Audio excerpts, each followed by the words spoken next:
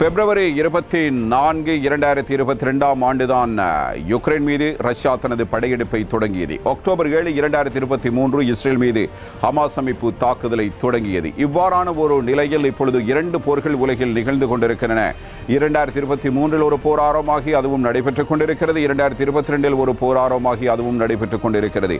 இந்த 2 போர்களும் இரண்டு வெவ்வேறு நாடுகளுக்கு இடையிலான போர்களாக நாங்கள் பார்க்க முடியாது. அது பல்வேறு நாடுகளையும் பாதிக்க செய்த வெவ்வேறு போர்களாக நாம் பார்க்க வேண்டியிருக்கிறது. ஒட்டுமொத்தமாக ஆயுத வியாபாரத்தில் மட்டுமே இது ஒரு மிகச்சிறந்த முக்கியமான வருமானத்தை ஈட்டித் தருகிற வழியாக இருந்தாலும் கூட பொருளாதார ரீதியாக பல்வேறு பாதிப்புகள் ஏற்பட்டிருக்கின்றன. குறிப்பாக ரஷ்யா யுக்ரைன் போரை பொறுத்தவரையில் அங்கு தானிய உற்பத்திக்கு மிக முக்கியத்துவம் வாய்ந்த ஒரு இடமாக ரஷ்யா மற்றும் யுக்ரைன் ஆகிய நாடுகள் இருக்கின்றன. இவ்வாறான நிலையில் ரஷ்யாவிலும் யுக்ரைனிலும் போர் நடக்கிற பொழுது அது தென்னாப்பிரிக்காவையும் பாதிக்கிறது, அதே இடத்தில் தென்கிழக்காசிய நாடுகளையும் பாதிக்கிறது என்பதை நாம் உணர்ந்திருக்கிறோம். இப்போது மத்திய கிழக்கு போரும் அவ்வாறான ஒரு தோற்றத்தை ஏற்படுத்தி இருக்கிறது. எனவே 2 வெவ்வேறு நாடுகளுக்கு இடையிலான போராக இதனை பார்க்காமல் ஒட்டுமொத்த உலக போராக பார்க்க வேண்டிய தருணத்தை, அதனிடத்தில் அந்த அனுபவத்தை இந்த 2 போர்களுமே மக்களுக்கு உணர்த்தி இருக்கிறது. போரை அரசியல் வன்முறையின் வடிவம் என மார்க்சியம் விவரிக்கிறது. போர் குறித்து எழுதும்போது சலிப்பு தரும் தொழில்துறை நாட்டத்திலிருந்து விடுபடும் சுதந்திரத்தையும் உற்சாகத்தையும் போர் தருவதாக ஏங்கிள்ஸ் குறிப்பிடுகிறார். தொழில்துறையிலிருந்து விடுபடும் தேசத்தின் இலக்கு உலக பொருளாதாரத்தையே நடுங்கச் செய்கிறது. பெரும் உணவு உற்பத்தியாளர்களான ரஷ்யா மற்றும் யுக்ரைன் நாடுகள் போரில் ஈடுபடும் போது அந்த நாடுகளை உணவின் தேவைக்காக சார்ந்திருந்த நாடுகள் தவிர்க்க முடியாமல் விலையேற்றத்தை எதிர்கொள்ள வேண்டியுள்ளது. தங்களின் எரிபொருள் நுகர்வில் பகுதிக்கு மேல் இயற்கை எரிவாயுவுக்கும் 1/3 பங்கு எண்ணெய் நுகர்வுக்கும் ஐரோப்பிய யூனியன் நாடுகள் ரஷ்யாவை சார்ந்திருந்தன. ரஷ்யா யுக்ரைன் மீது போர் தொடங்கிய நிலையில் இந்த ஏற்றுமதி தடைப்பட்டது. பெருந்தொற்றில் இருந்து மீண்டு வந்த உலக பொருளாதாரம் பெரும் போரால் மீண்டும் நிலைகுலைந்தது. வளர்ந்த நாடுகள் கடுமையான விலையேற்றத்தையும் பின்தங்கிய நாடுகள் பசி மற்றும் உணவு பற்றாக்குறையையும் எதிர்கொள்ள வேண்டிய நிலை உண்டானது. யுக்ரைனில் 55% நிலம் விவசாயத்துக்குரியது. அந்த நாட்டின் ஏற்றுமதி வருவாயில் 45% விவசாய பொருள்களின் பங்கு உள்ளது. பார்லி, கோதுமை, சோளம் மற்றும் சூரியகாந்தி எண்ணெய் ஆகியவற்றை நாடு முழுவதும் உற்பத்தி செய்கிற யுக்ரைன் மீது நடத்தப்பட்ட போர் விவசாய நிலங்களை அழித்ததோடு விவசாயிகளை இடம்பெயரவும் செய்துள்ளது. கருங்கடல் தானிய முன்னெடுப்பு ரஷ்யா யுக்ரைன் இடையில் ஏற்பட்டதால் ஏற்றுமதிக்கு சாதகமான சூழல் நிலவிய போதும் நீண்ட நாட்களுக்கு அது நீடிக்கவில்லை. மேலும் தானிய பகிர்வில் முன்னுரிமை என்பது வளர்ந்த நாடுகளின் தேவைகளை நிறைவேற்றவே அளிக்கப்பட்டது. இதனால் எகிப்து மற்றும் ஆப்பிரிக்க நாடுகள் உணவுப் பொருட்கள் பற்றாக்குறைக்கு ஆளாகின. ரஷ்யாவை படிம எரிபொருள் மற்றும் இயற்கை எரிவாயு தேவைக்காக சார்ந்திருந்த ஐரோப்பிய யூனியன் நாடுகள் அதற்கான பதிலீட்டை தேடுவதில் பெரிய சவாலை எதிர்கொண்டன.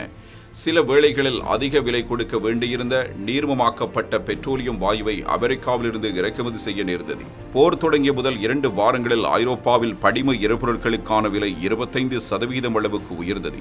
இயற்கை எரிவாயு விலை வரலாறு காணாத அளவுக்கு 580% உயர்ந்தது. பிரிட்டன் நேரடியாக ரஷ்யாவிடமிருந்து கொள்முதல் செய்யவில்லை எனினும் ஐரோப்பிய யூனியன் சந்தையை சார்ந்திருந்தது. இது சங்கிலி தொடர் விளைவாக எல்லாவற்றிலும் விலையேற்றத்தை உண்டாக்கியது. ஆற்றல் வளங்களின் விலையேற்றத்தால் பொருளாதார பின்னடைவு உண்டானது. இதற்கு மாற்றாக புதுப்பிக்கத்தக்க ஆற்றல் வளங்களை மேம்படுத்தும் பணியில் பிரிட்டன், ஐரோப்பிய யூனியன் நாடுகள் இறங்கியிருப்பது ஒரு வகையில் நேர்மறையான விளைவு. போர் உலக நாடுகளை தாங்கள் யார் பக்கம் என்பதை தீர்மானிக்க வேண்டிய இடத்துக்கு கொண்டு வருகிறது.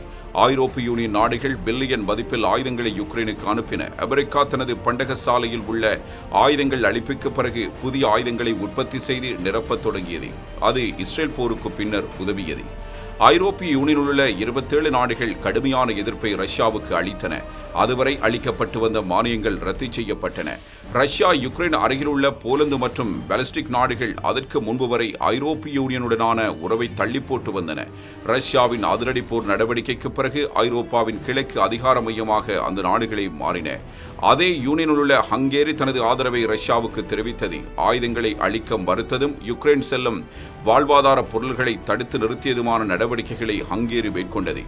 ரஷ்யா போரை தொடங்கிய நாளில் மேக்டொனால்ட்ஸ் தொடங்கி உலகம் முழுவதும் தொடர் சங்கிலி உணவகங்களை நடத்தும் பல நிறுவனங்கள் ரஷ்யாவின் வீதிகளிலிருந்து வெளியேறியது.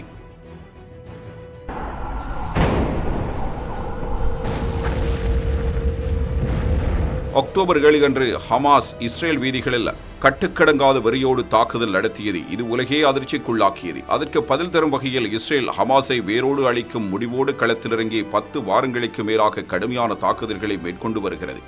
இஸ்ரேலின் பெருமளவிலான தொழில்கள் முடங்கியுள்ளன.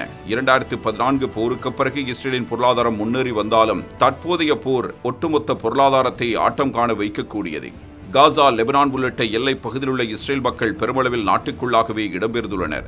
இஸ்ரேல் ராணுவம் 3,60,000 பேரை ராணுவத்துக்கு அழைத்திருக்கிறது. 20% உழைக்கும் மக்களின் பங்கு தொழில்துறையில் காணாமல் போவது என்பதே 20% உள்நாட்டு உற்பத்தி மதிப்பு இல்லாமல் ஆவதற்கான சாத்தியம் என ஆய்வாளர்கள் எச்சரிக்கின்றனர்.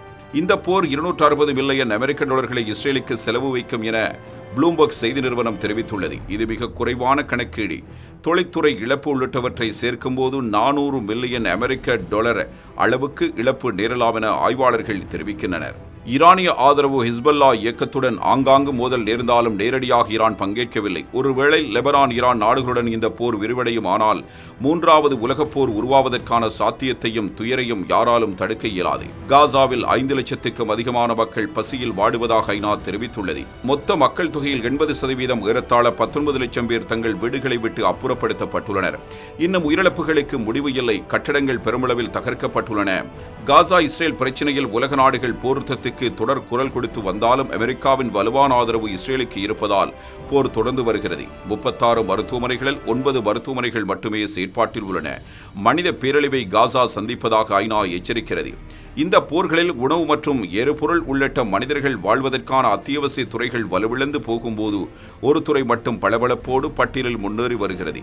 ஆயுதங்கள் மற்றும் தளவாடங்கள் உற்பத்தி செய்யும் நிறுவனங்கள், நாடுகள் பெருமளவில் உயர்வை சந்தித்துள்ளன. இது போன்ற போர்கள் மற்ற உலக நாடுகளையும் தங்களை தயார்படுத்திக் கொள்ள அதிக நிதியை ஆயுதங்களுக்கு செலவிடும் சூழலுக்கு தள்ளுகின்றன.